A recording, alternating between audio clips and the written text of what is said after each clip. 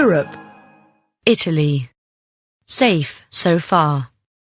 Why, unlike other European countries, has Italy avoided Islamist terror?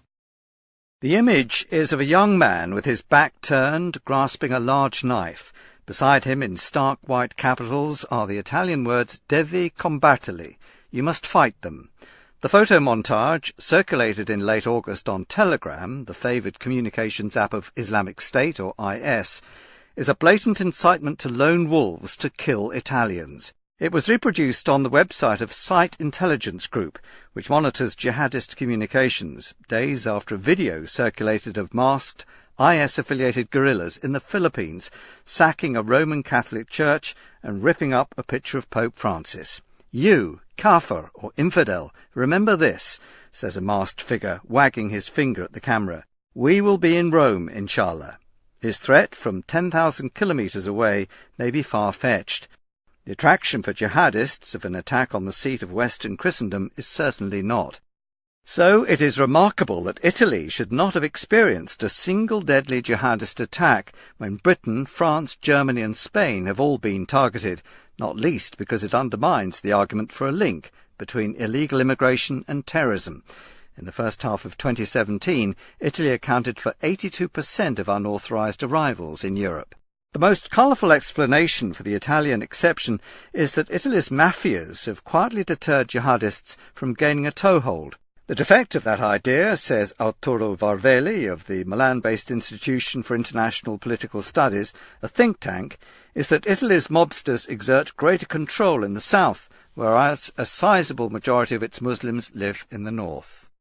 To some extent it is the mafia, says a senior law enforcement official, but not in the way most people mean. The fight against Italy's formidably organised criminals has given its police a wealth of experience in monitoring tightly knit target groups.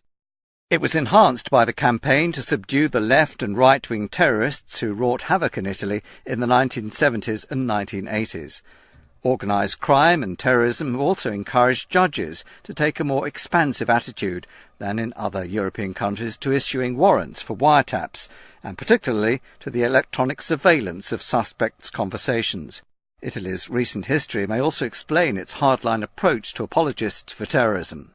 On September the 24th, when a Boeing 737 took off from Bologna airport bound for Tirana, the capital of Albania, it carried the 209th person to be expelled from Italy since the start of 2015 for reasons of religious extremism.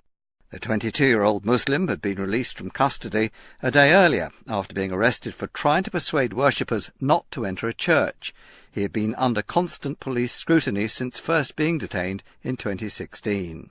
But, as Italian law enforcement agents readily concede, they have fewer suspects to monitor than their French and British counterparts, and that is only partly because large numbers have been deported. The number of IS foreign fighters from each European country offers a guide to radicalisation.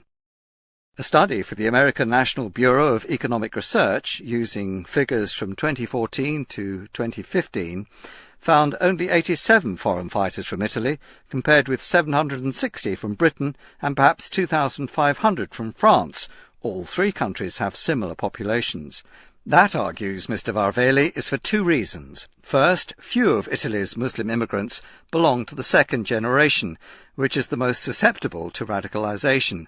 0.3% of Italian residents are second-generation immigrants of non-EU origin, against 3% in Britain and 3.9% in France. Second, Italy has no Muslim ghettos like the French banlieue.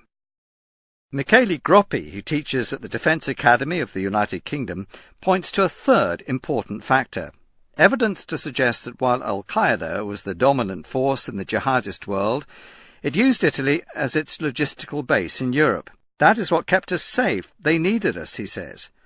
The situation has changed since. Several jihadists who have recently attained notoriety have had links to Italy. Among them is Yusuf Zagba, a Moroccan-born Italian, and one of the three terrorists who used a truck and some knives to kill 8 people on and around London Bridge on June the 3rd.